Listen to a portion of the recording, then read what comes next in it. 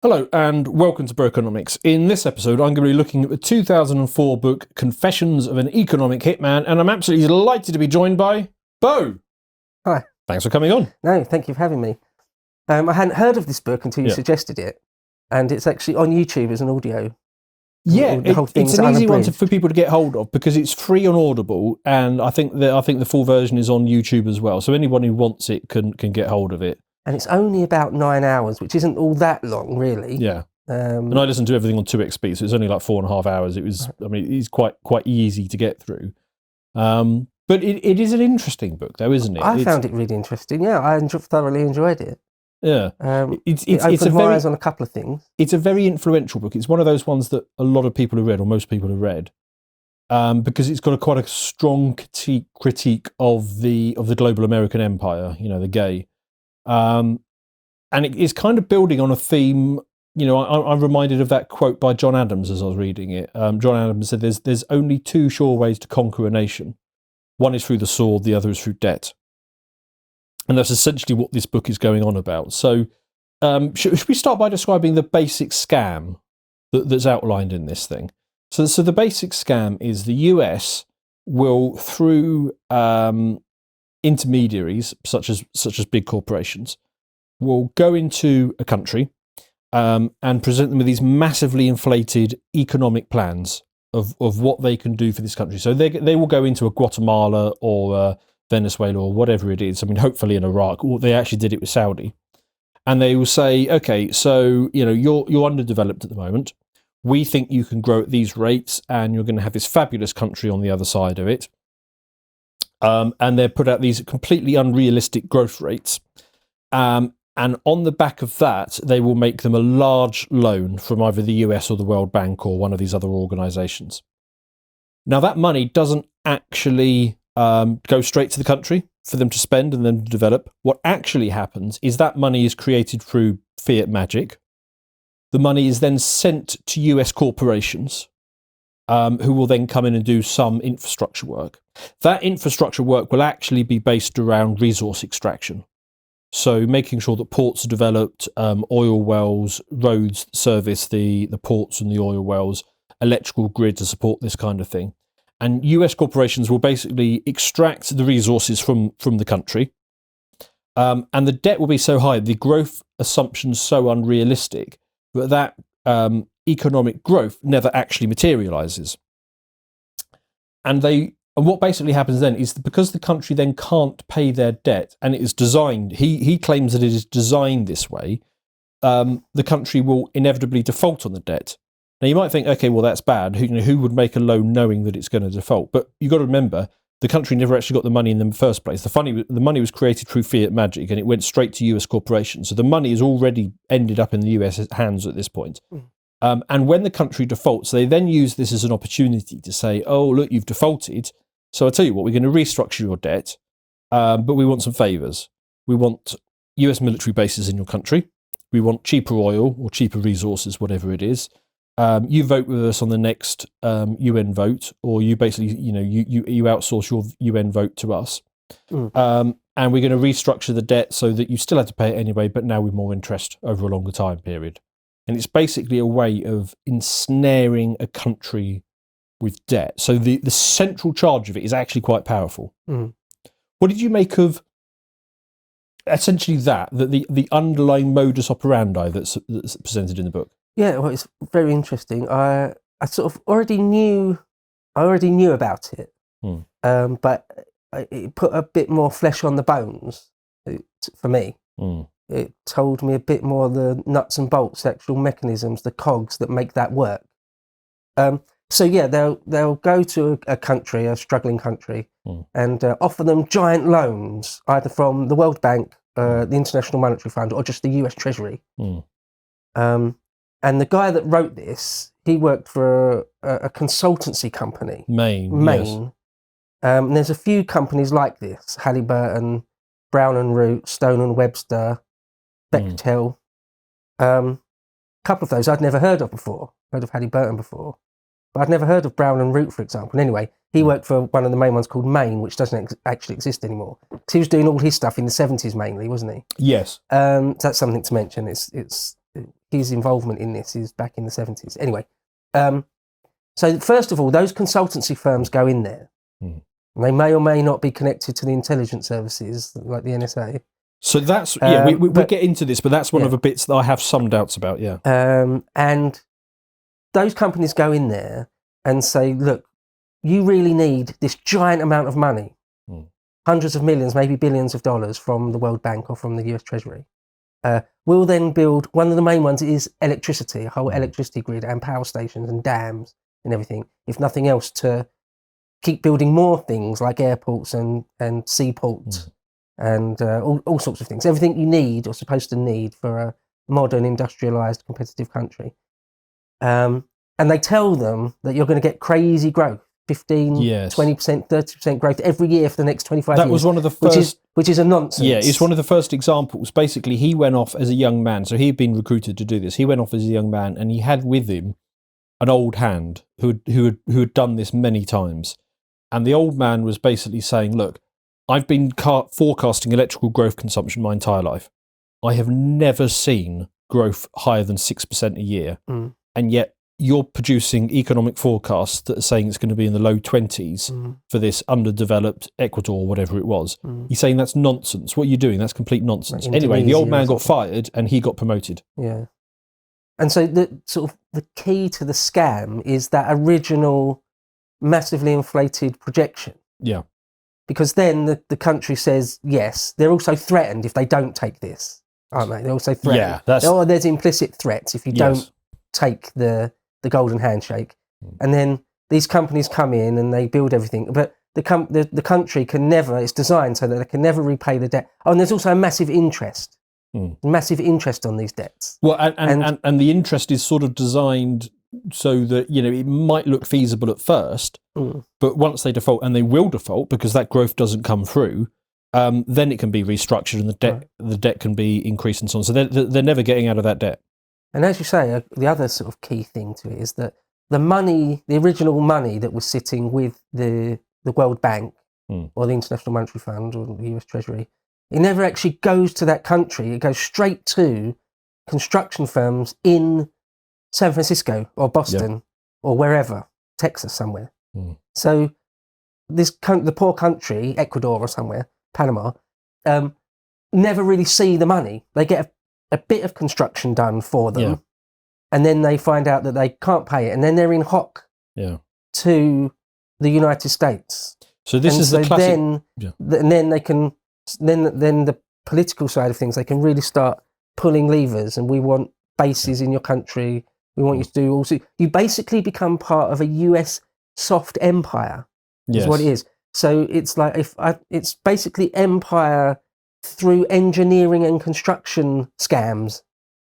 That's what it is, right? He calls it it's a new type of empire, a post World War II empire, dollar imperialism. Yeah, a type of imperialism. And he makes the point that there's been plenty of previous empires, but they knew they were empires. I mean, when the British Empire was an empire, we knew that we were doing an empire. It's explicitly an empire, right? Yeah, and we thought, you know, this is a good thing and we're going to go out and do it. He makes the point that the Americans do have an empire, but they just don't admit it to themselves. But they do have an empire. And actually, the process that you were just laying out with, you know, how the money actually kind of always stays within the West, I don't know the details, and I'm sure we will start to discover more. I bet when we start to get the real details on what happened with Ukraine over the last couple of years, with that billions in aid, I bet you'll find exactly the same thing happens, is that the money actually never left the US. It went straight to US defence contractors, and they basically just said, okay, here you can have our old inventory, and we will use the new money for whatever we're going to use it for. A couple of things to say real quick is that those guys that go in the first place as consultants to say, you really should borrow this much money because that's what this guy was. John Perkins is his name, isn't it? And that's what he was. And he called himself, or there was a euphemism for them, economic hitmen. Yes. And that's why it's called Confessions of an Economic Hitman, because later in life, he became sort of extremely guilty about what he'd done. And this is sort of his confession in a way. So this is where I have issues with the book, because he describes it as being an extremely overt process when he first joined up, which was to say that somebody actually set him down and said, and used the term economic hitman, said, yeah, you will be an economic hitman. laid out the scam, basically the way that we've described it. Someone from the NSA. So the way that he describes it is he had an uncle who worked for the NSA, and he was going to go and work for the NSA, but his uncle said, why don't you consider something else? And then a job offer arrived from Maine, this big US contractor, and somebody who he calls Claudette was this sort of shadowy figure who sort of arrived and laid it all out for him. I wonder if that was a construct, because what he then goes on to describe over the course of the book is that by the time that he left the firm as a partner many years later, he didn't need to recruit any more economic hitmen, because basically the machine just reinforced itself. So with his staff, he would either reward or punish them, and so they basically ended up behaving in exactly this fashion, even though nobody at any point sat them down, and it had become a self-perpetuating machine. And I wonder if it was always that from the start, or whether this Claudette was just a convenient a writer's fiction in order to make the point. Yeah, was it Claudette or Claudine? Claudine, but, something like that. Yeah. But I actually thought that was this Claudine or Claudette character. Was that actually an amalgam of more than one person, or is that even true? Because there's a few things in this book. A few things, and I don't want to cast aspersions or get done for slander or anything, but there's a couple of things where I think, I'm not sure if I believe you, John. Yeah. I'm not sure if that is necessarily true, or you seem like you're... I've got to say, I do agree with the big picture. So the big scam as a whole, I mean, that's definitely the case. No, sorry, I'm talking about the individual events and things that he describes. Sometimes I think that's a bit too perfect. A little bit on the nose. Yeah, sometimes. Yeah. But anyway, if I could just say a couple more quick things about the general thing of the scheme. One is nowadays, America aren't the only one that... China do exactly this now, don't they? They're getting in on the game. All over Africa. Well, anywhere they can. Well, they do it in Britain with bloody... The Chinese are doing it with a difference, is that the Chinese are basically following the model that America was following 30 years ago. Right. America is now basically saying, okay, we're going to give you a loan and do all of this stuff. Also, you need to put a rainbow dildo up your bum. And, you need to trans your kids and do all this kind of stuff. Whereas the Chinese are basically doing the old scam, where they're saying, yeah, don't worry, your boys can be boys and your girls can be girls, and we're not going to give you any moral lectures. We're just going to screw you over on an economic deal, which looks good by comparison. The other thing is, back in the 60s or the 70s, it seemed like there was a very select elite number of companies like Maine or Stone and Webster that the intelligence services signed off to do this sort of thing, and now it's just all companies do it just de rigueur. Like Apple's just doing it for itself. Doesn't need a green light from anyone. So he makes Nike. It's just exploiting the third world. He makes the point that the top level of these firms, it's a revolving door between government and the top levels of the corporate. So he calls this the corporatocracy. Yeah. But it's a revolving door between. So that person might be Secretary of State one year, and then president of this company the next year, and then go back the other way. And it's kind of miasma at the top that sort of permeates all of these things. Yeah. Well, the classic example is Robert McNamara. Yes. Yes. Now, if anyone knows anything about the history of the Vietnam War, they will be familiar with the name Robert McNamara. He was one of Kennedy's top boys at the State Department. He went on afterwards to become the president of the World Bank. So there you go. There's a number of people. People like Henry Kissinger, obviously very famous Kissinger. George Shultz, Caspar Weinberger, even people like Dick Cheney, Dick Helms, head of the CIA, George Bush Sr. Yes. These are people that, maybe take George Bush Sr., for example. He's an oil man, ran a massive oil company, also had massive stakes in United Fruit. Look that up. We'll touch on that in a minute. Also head of the CIA. And then vice president, and then president. It's like, and massively involved in the Carlyle Group. It's like, he's an establishment man through and through. Someone like George Shultz was really high up in Bechtel, or Dick Cheney was super high up in Halliburton. You see how it goes. Yeah. And one other thing I want to say, one is that just corporations are doing all this stuff just for themselves these days, and other countries do it. China's doing it. But back then, especially even, in fact, before him in the 70s, back in the 50s and 60s, but into the 70s and 80s, It was still the Cold War, though. I think that's one of the things he doesn't really ever.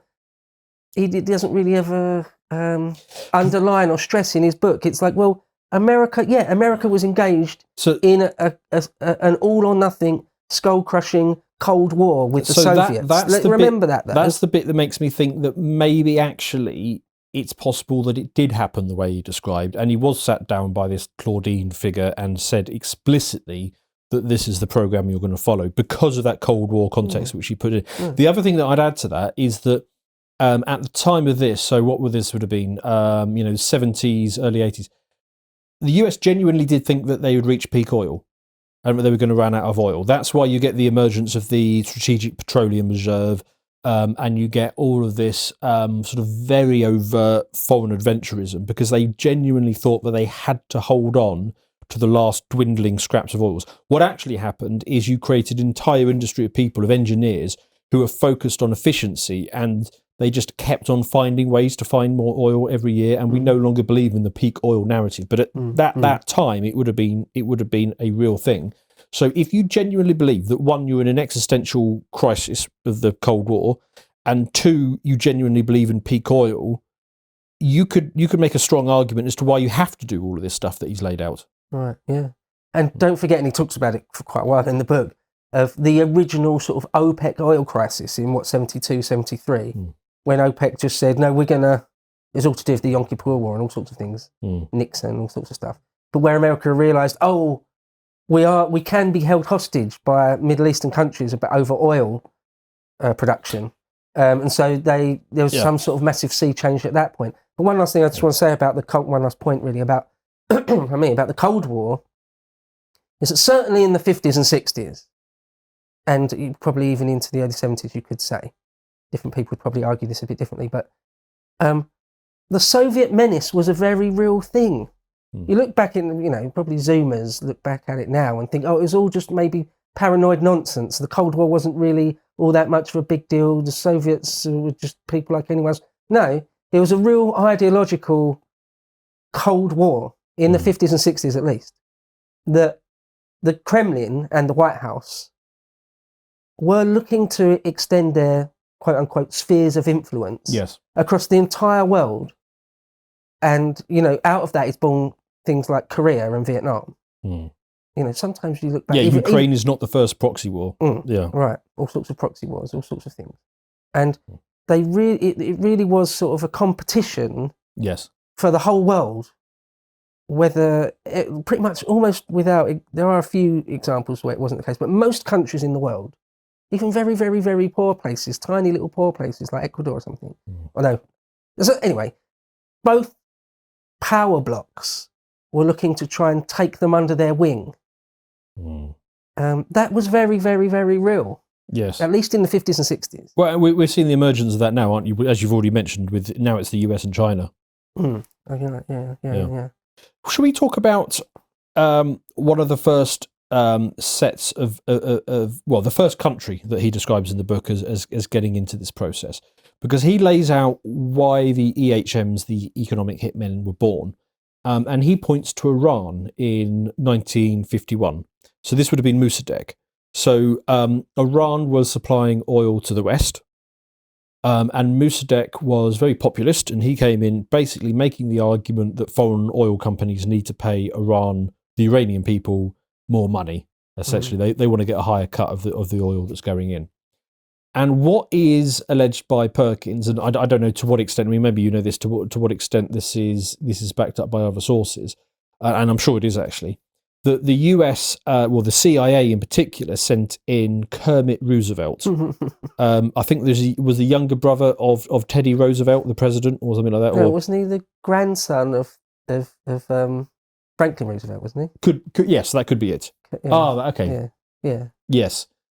So Kermit, he goes into Iran with a few $1 million, and basically he starts deploying that. So he finds the right people in certain industries and basically says, here's a big lump of cash if you go out and strike and protest.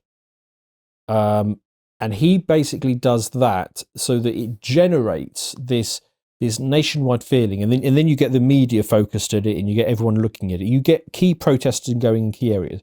It looked like the country was rebelling, and that then led to protests that sort of rippled, because of course there's always underlying grievances in a country. Yeah. That then led to the installation of a US ally, which was the Shah of Iran. What did you make of this section? Yeah, so it's really complicated, actually. The story of the Shah, the last Shah of Iran, is a fantastically eventful life, if nothing else. He overthrew his own father. Yes. And then in the 50s, it was actually British oil interests. Oh, was it? Originally. Okay.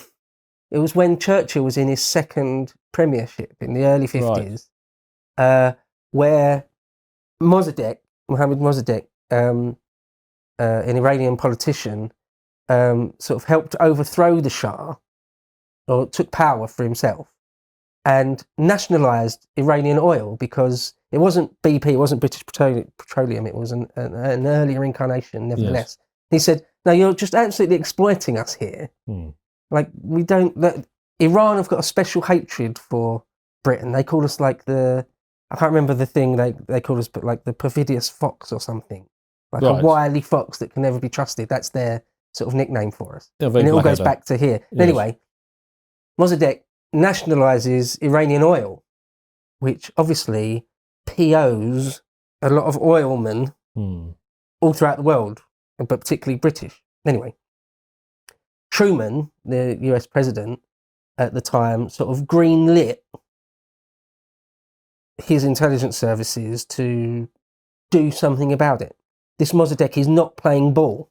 He's gone off script. Yeah, he's gone off script here. Can't have that. So Kermit Roosevelt was one of them, but it was one of the very, very early CIA-led overthrows.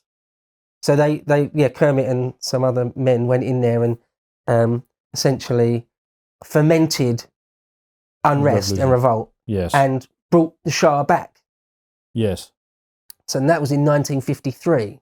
So that's quite early. That's before this John Perkins was involved in everything. But what Perkins describes is that this basically taught the CIA that this was a hell of a lot cheaper than a war. Right. Yeah. They got everything they wanted for a few $1 million and a couple of CIA men. I mean, bargain. Yeah. So cheap and effective. Yeah. But the only problem is that by sending in a CIA man, an official CIA man, if he gets caught, that looks really bad. So he argues that basically it was from that they had to think, and they thought, well, actually, we can achieve the same results with corporate consultants, these economic hitmen, and if they get caught, well, first of all, there's no blowback on the US, but second of all, it can probably be explained away through corporate greed. We could just say, okay, well, look, that's one guy in this one corporation. He's just acting up. So there's basically no blowback on the US. So it's an even, and then you add on to it the other layers of the scam, which is basically you get that country in debt and you spend that money in the US, and you kind of got. I mean, I have to admire it. I mean, if he is straight down the line. If this really happened the way that John Perkins described it, and the outcome was definitely achieved, but if it was deliberate, I've got to say I've got to take my hat off to them. I mean, they right, yeah, it's cynical as all hell, but it worked. Yeah, it bloody well worked. The other thing why it's great to have just corporations do this sort of thing is that it means you don't have to ask Congress for money. There can never be congressional or senatorial hearings into it. Especially if the money's coming from the World Bank, it just bypasses that whole thing. Right, yeah. A private company like Maine never has to show Congress all its ins and outs. All you do is you go to Congress and say, let's fund the World Bank to help the world. Okay, let's do that. And you frame it as helping, helping. And then the money goes from the World Bank on the backs of the poorer countries, goes to the US corporations and so on, So one great book I've read, actually read it more than once, it was such a fantastic read, I thought, was The Devil's Chessboard. And it is by a total lefty, and we'll find out a bit later that John Perkins is a little bit of a lefty, at least, at the very least. But nonetheless, bit of an eye-opener, The Devil's Chessboard, and it's all about the CIA, particularly the early CIA, and the life of Alan Dulles, the first director of the Central Intelligence Agency. And perhaps now people's perception of the CIA is that they're bungling buffoons, or everything they touch it turns to crap, and they're not very good at their job. Well, in the early days, straight after World War II, they were very, very, very good. And Iran and the story of the Shah and Mossadegh is one of their quite early successes, where they suddenly almost, it's not quite like this, but they sort of realised the power they had. They were like, oh my God, that worked perfectly. Yes. Oh my God, that was brilliant. Yeah. Because again, you're thinking 1953, 1952, 1953, not that long after World War II. Yeah. And there's the Korea conflict where, you know, lots and lots of young men are getting killed and maimed. Yes. You know, tens of thousands. Now, presidents like Eisenhower and Truman, and then later Kennedy, they didn't want to do World War II level stuff.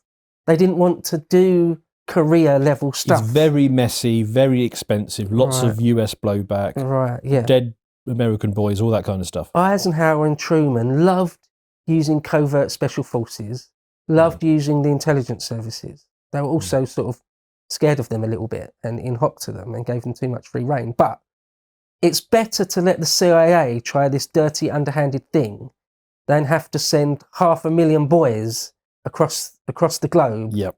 And a third of them get killed. Yep.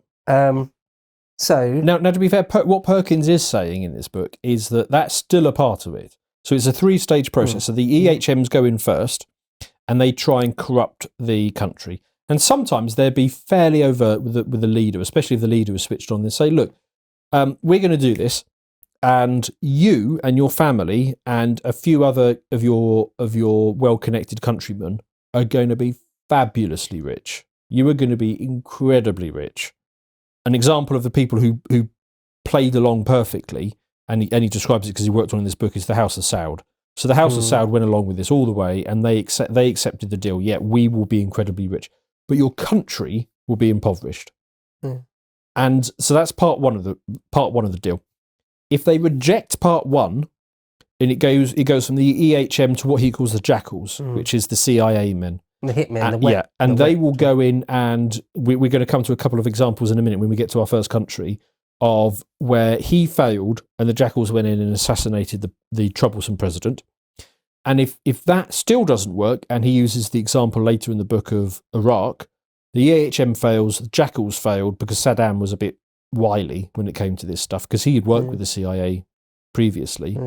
Then the last case option is you send in the troops. But so you can imagine, if you are the leader of a country that has some resource or some strategic importance, you're being offered this deal. Look, you can either be rich, or we can try and assassinate you. And even if you can defend yourself, you're not going to be able to defend yourself from the US military. So we're going to win in the end. Like Panama and Noriega in the late 80s, or Iraq. Yeah, 2 examples. Should we come to the first country on the list of the ones that you looked at, which was Guatemala? Okay. So this is this is the one that I've started to outline at the beginning of this. So this is Jacob Arbenz Guzman comes in as president in 1951. No, so this is not an example of the first one he worked on. This is the first deployment of the corporatocracy model. Yeah, this is still before his time. Yes. But This was United Fruits, wasn't it? Yeah, Guatemala. Right. Yeah, so basically United Fruits dominated the country, and Guzman went in, and he basically said he wanted to return the land rights to the people of the country, the farmers of it. And what United Fruits found is that by launching, again for a few $1 million, a big PR and lobbyist campaign, they could paint Guzman as a communist, and he might have had links to Russia, because, like you say, this was a Cold War period. And by ginning up this feeling in the US, this propagandizing against Arbenz Guzman, basically United Fruits triggered the US establishment to take out Arbenz for them, and then the new president immediately restored everything to United Fruits and a handful of other corporations. Yeah. So again, just enormously effective use of money.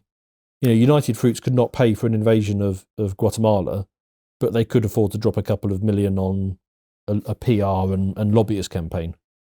To watch the full video, please become a premium member at lotuseaters.com.